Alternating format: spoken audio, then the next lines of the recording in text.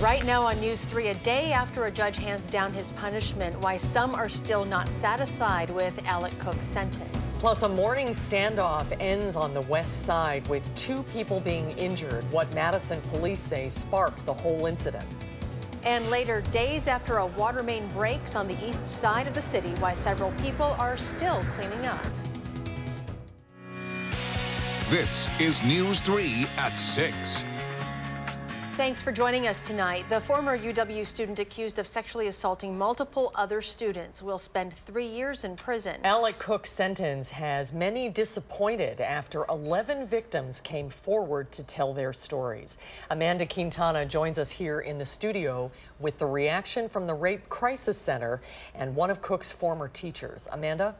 Yes, Cook will spend 3 years in prison, then 8 years on probation for multiple sexual assault, strangulation, suffocation, and stalking. But the Rape Crisis Center's executive director says Cook essentially got off for his crimes because he came from entitlement and wealth. And this could affect the sexual assault victims who are willing to come forward in the future. These were really horrible, egregious acts of violence against a number of women. They will be healing from this for the rest of their lives. To see the man who did this to them only serve 3 years in confinement, it's a hard thing to overcome. The community at the Rape Crisis Center feels both defeated and sad to see 22-year-old Alec Cook receive a short sentence, especially after being in the courtroom. I was shaken to the core over the possibility that I wasn't his only victim. Reading a victim's statement to the judge. It's very difficult for victims to do that. We're asking them to live this over and over and over again. Executive Director Erin Thornley-Parisi says although only 6% of offenders serve time, she was hoping the judge would see the need for the justice system to evolve and stand firm against sexual violence. I think he was basing that on where we were, not where we are now, and where we need to be moving in the future. Just as disappointed, I would say his interactions were odd and somewhat inappropriate. Alec Cook's former human sexuality professor at the UW. For students who are upset by this, I don't have a good answer. And I think it's not only a question of justice, it's a question of protecting the community. After Cook went from being one of her students to the discussion topic in her class, she's not confident in 3 years he won't do this again. And for other victims not seeing the justice they think those 11 students who came forward deserve. There will be some who will say there's just no point. Others might say, you know, maybe my case will be the one. The Rape Crisis Center will continue their work, they say even more now, to counteract the effects of cases like this one. Amanda Quintana in the studio. Amanda, thank you. A man accused of leading police on a high-speed chase that resulted in the death of a Milwaukee officer has pleaded not guilty to a dozen charges filed against him. 28-year-old Liddell Harrison's attorney made the plea on his behalf today. The officer killed in the crash on June 7th was 23-year-old Charles Irvine Jr. He was the passenger in the car. His partner, who was driving, suffered a concussion and broken ribs. The Middleton Police Department is reminding people to lock your car doors, even when your car is in the driveway, and keep your garage closed. Police say they received several reports of thefts from vehicles and residential burglaries in the Hidden Oaks subdivision in Middleton. No forced entry was used in any of the cases, and in some of the cases, thieves were targeting unlocked car doors to get access to garage door openers. Let's turn it over to the weather now. The weekend is almost here. Dave Caulfield is watching the weather. Hi, Dave. Hey, Susan. The weekend weather is looking fantastic, especially compared to where we have been throughout this week with all the rain. Still just a couple of leftover sprinkles and showers across southern Wisconsin this evening. Nothing too major that we need to worry about, just nuisance rain and nuisance drizzle out there right now. Live look in Platteville on our Queen Bee Radio Skycam. No rain just yet in this part of Grant County. Temperatures are in the 60s and 70s this Friday evening. 70 in Janesville, 75 in Boscobel, 70 in Platteville, and 69 in the Dells. Dew points in the 50s and 60s. Pretty comfortable air still here. We have to wait until next week for that humidity to ramp up again. Wind speeds right now not too bad out of the north and east at about 8 to 15 miles per hour. A little bit on the gusty side today. This evening temperatures will be falling through the 70s into the low 60s, mostly cloudy, and those showers wherever they are will wrap up by the time we get to later this evening. We'll talk about the first taste of sunshine for many in a long time coming this weekend in your First Alert forecast in just a few minutes. Thanks, Dave. One man is hospitalized with serious injuries and another man is in custody after a 6-hour-long standoff here in Madison. Police say they responded to a report of a violent disturbance around 5 o'clock this morning. The standoff finally came to an end at 11 o'clock this morning. Our Jamie Perez was there on scene and spoke with a neighborhood watch member who saw it all happen and says this type of thing can break a community. Around 5 a.m. this morning, we were dispatched to a violent disturbance in the Raymond Road corridor, and as a result, one person was taken to the hospital with very serious injuries. Friday morning began with snipers, yellow tape, and sirens for this apartment complex along Raymond Road. We took a victim to the hospital for immediate treatment. While the cause of the fight hasn't been determined, Neighborhood Watch I live right beside this building. Is sure of one thing. What any semi-intelligent person would see is the constant trauma that our children get to see every day. When you have snipers in the corner, when you have constant police cars, when you have yellow tape each and every day, that's the narrative of our young community's life, and it's disgusting. Violence through guns, SWAT teams, heavy police presence. And this is killing our community. We're doing the best we can with the resources that we have to make sure that everyone, the totality of this whole situation is safe and it ends peacefully. With the victim in the hospital, the suspect in custody, a concerned neighborhood is what's left behind. And I want to get off before I get upset because it's pure BS. Just like when that woman rolled up, she said, "Who got shot in this neighborhood?" That's the first thing she said, like all we do is shoot our neighborhood up. We don't. In Madison, Jamie Perez, WISC News 3. Police are still investigating how this happened and what caused the severe injuries to the two men. Happening right now in Madison, March for Our Lives activists, including Parkland shooting survivors, are pushing for change.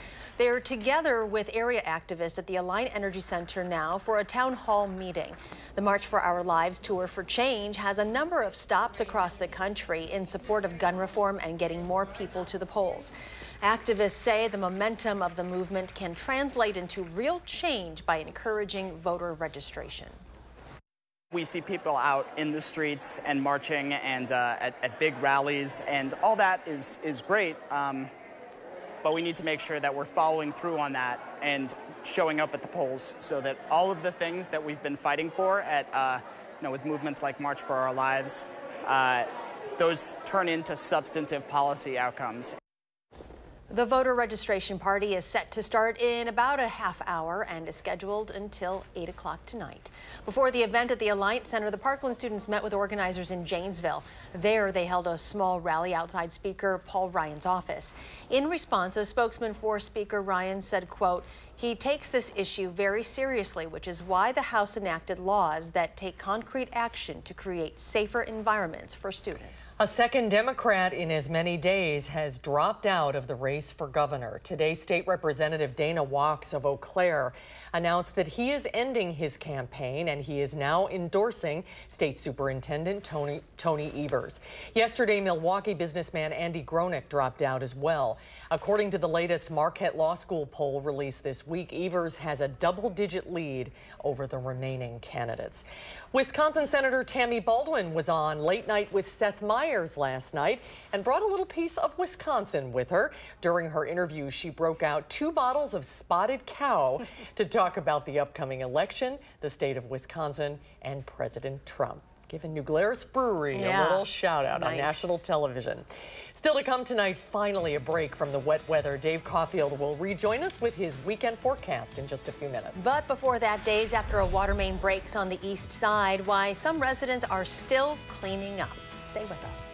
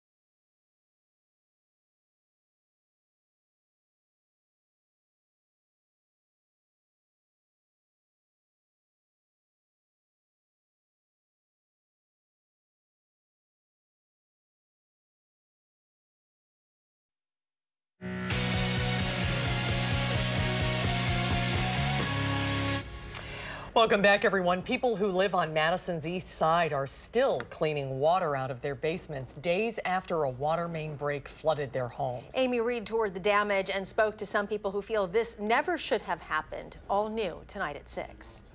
Oak Street is mostly dry, but the basements aren't. People have spent at least 2 days cleaning up a mess from a water main break that they say should have been fixed a long time ago. Workers are still plugging away on Oak Street. He's cleaning out the storm sewer systems or the sanitary sewer systems where all the mud got into and everything. While they man the pipes, there you can see how high the water came. The people who live here deal with the leftovers. A lot of these boxes. But yeah, we got mud everywhere. They've been at it for 2 days. Fans going full speed trying to dry up excess water. Their belongings line the street, now trash caked in mud. All these comics are just pretty much trashed, won't be usable. Brian Kowal is clearing out his basement. Years of books, games, memories, gone. Even his car teetered on the edge. Workers told him the pipe was from the 1920s, nearly 100 years old. The act of God part is especially hilarious to me because all we basically got was routine rainfall. Well, the city's saying it's an act of God. So the city's, who knows what's going to happen with that. Valerie Chisholm is mopping up her parents' place. Photos she shared with me show inches of water, leaving behind nothing but gunk. It was overwhelming. I went downstairs and every step you took, it was just squish, squish, squish. Stephen Peckham said he didn't have it that bad, though his basement still has water. He's just frustrated. He feels this could have already been settled, maybe by an early replacement, but also by a job well done. You need to do good work, quality work. Now residents are getting organized. They handed me this flyer earlier. They're meeting at the park tonight to see if they can come together and find a way to bring this to the city because they say they shouldn't be responsible for the thousands of dollars in damage. Amy Reed, WISC News 3. The city told us earlier that residents can bring claims to the city's risk management office, who should be able to refund the cost of repairs. Ahead in sports, the AmFam Championship getting underway today at University Ridge. But first, a continued effort to buy local throughout Dane County. We finally get a chance to dry out this weekend with some sunshine in store. I'll let you know when the humidity and rain chances come back in your forecast next.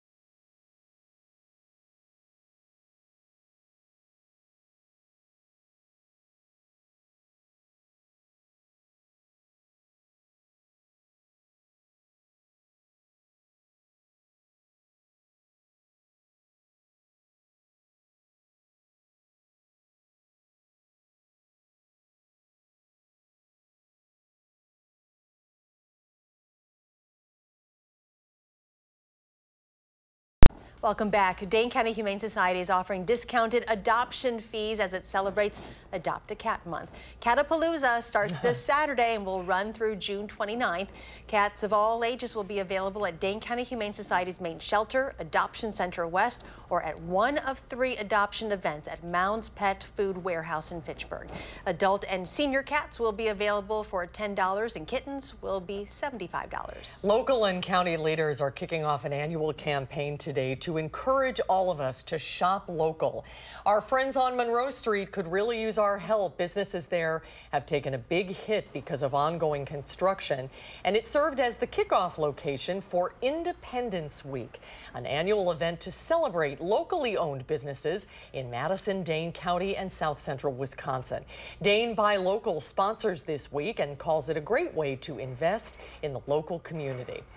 We have a unique situation here in Dane County where we have a high quality of living, and we want to be able to continue to support that. And it's because of the local businesses that we have that unique setting here in the area. So if it wasn't for them, we wouldn't have the tax base, we wouldn't have them reinvesting into the community, they wouldn't be organizations that would be providing support to nonprofits, which we have many of here in Dane County. Independence Week runs today through the 4th of July holiday. Meteorologist Dave Caulfield joins us now from the backyard patio with a look at your weekend forecast. Hi, Dave. Hey, Charlotte and Susan. It's hard to believe that Independence Day is not that far away. June is almost over. It really has flown by, or in our case, it has really, washed by with all the rain that we've received this month. Another wet month after a very wet May. It just needs to stop raining, and luckily I think this weekend it finally will. Some showers still around from this very massive cutoff low that really is taking its sweet time as it moves off to the east. You can see the clouds from it, and we have a lot of clouds still around this evening, but as we head into tomorrow, the sunshine comes back out. The sun will come out tomorrow. Annie said it best. Rain departure from normal. We're still about 2 inches ahead of schedule. In Rockford, about 8.5 inches of rain ahead of schedule for the month of June.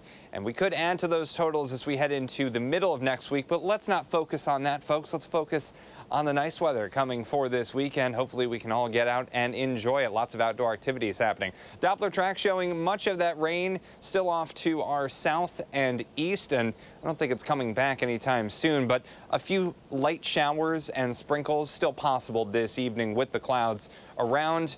On the Edgewater Skycam, we're looking at mostly cloudy skies. The almanac for today, we did reach a high of 70 degrees. That's still about 10 degrees below normal. As far as June temperatures go, we have been up and down like a seesaw, folks. About 12 days ahead of, or I should say above average, that's what I meant to say, and 10 days below average so far. Our monthly temperature departure, because of that very hot weekend that we had, is a little bit in the positive. Temperatures right now are still below average in the 70s and a few 60s popping up across southern Wisconsin. Dew points in the 50s, so still pretty comfortable air outside for most of us. Wind speeds out of the north and east, a little bit gusty today, but getting better at about 8 to 15 miles per hour right now. Our high temperature trend showing that typical summer weather is on the way, folks. I can promise you that as we head into the middle of next week.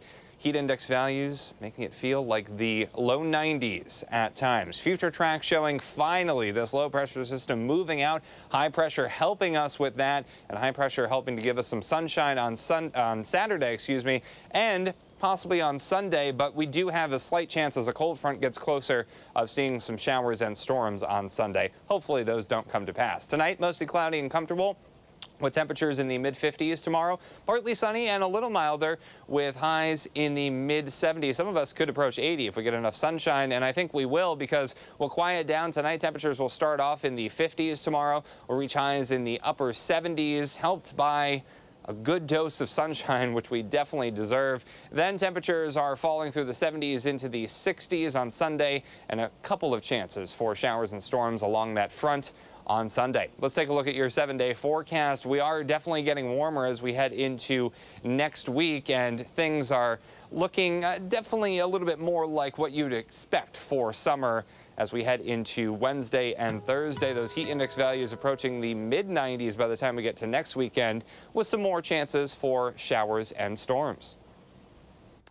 There's a reason they call the American Family Insurance Championship Steve Stricker's Tournament. The story's coming up in sports.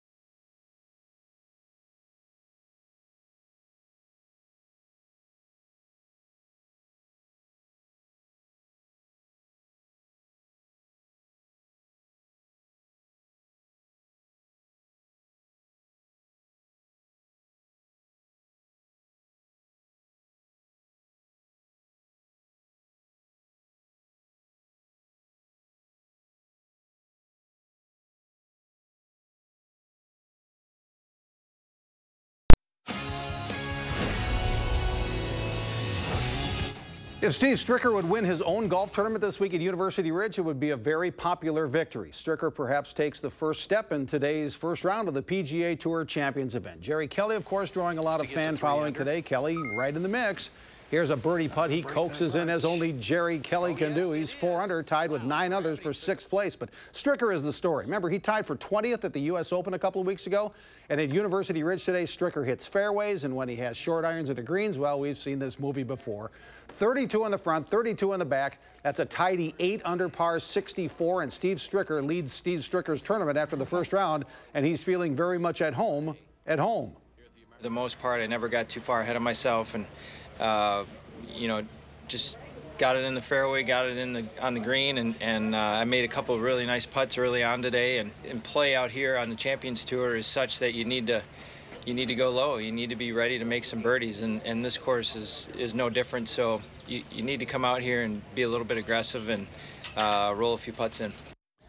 Brad Bryant is in second, only 1 shot behind Stricker. And how about John Daly, 5 under today, tied with Colin Montgomery in third, just 3 shots back after the first round of the American Family Insurance Championship. So why is Shaquille O'Neal in town for this? Well, Shaq is a brand ambassador for the General Car Insurance, which was acquired by American Family in 2012. Shaq will be doing a couple of DJ sets at the concert at Breeze Stevens tonight, and he's had a marvelous time in Madison so far. I rode around. People here are very hospitable. I had a great time. That's one of the biggest lakes I've ever seen. I was actually at the hotel and I asked the guy where the ocean was at. He said, no, it's a lake. Well, there you go. There's another big golf tournament at Janesville's Riverside Golf Course this weekend. The Ray Fisher Amateur. Pearson Hunt, who just won his second WIA State Individual Championship at Arrowhead High School, leads the Ray Fisher at 7 under par 65 today. Tony Romo still on the course in the first round at Riverside. The Bucks needed an outside shooter. They think they got him in the NBA draft last night when they picked Villanova's Dante DiVincenzo with the 17th pick in the first round. DiVincenzo made himself a name as the most outstanding player in the Final Four. The Bucks are excited to have him in Milwaukee. Dante was our guy. If you were up there and saw the elation in our room when he got there, we were worried about it. We thought he was going to go a bit before us. You feel to play with Giannis? Unreal. I mean, you're talking about a superstar and one of the best players in the league right now. So, like I said, my job is just go in there and just make sure he has all the confidence in the world that I'm on the court with him. The Brewers play the Cardinals again at Miller Park tonight, 7-10. Milwaukee has a one-game lead on the Cubs in the NL Central to start the night. And at the World Cup, Brazil was in trouble in a scoreless tie with Costa Rica in extra time, but the Brazilians come through with 2 goals. This one by Neymar seals the win, 2-0 Brazil. Also, Nigeria beat Iceland 2-0, Switzerland 2, Serbia 1. I want to keep this going. Are frosted tips back? Apparently. Wasn't that like an early 2000s deal? Yeah. It's all a blur. Yeah. Everything that's old is new again. I guess. That's true. Did Shaq talk to the UW men's basketball team He did, today in fact. too? Yeah. Oh, I thought I saw that. That's pretty cool. Yeah, he's a big fella. Yeah, yes, he is. If you want to go down to the ocean or the lake or whatever, it's going to be a pretty nice night. Maybe a few sprinkles as we head into this evening, but tomorrow lots of sunshine, temperatures getting into the mid-70s. All right, have a great night. We'll see you back here at 10.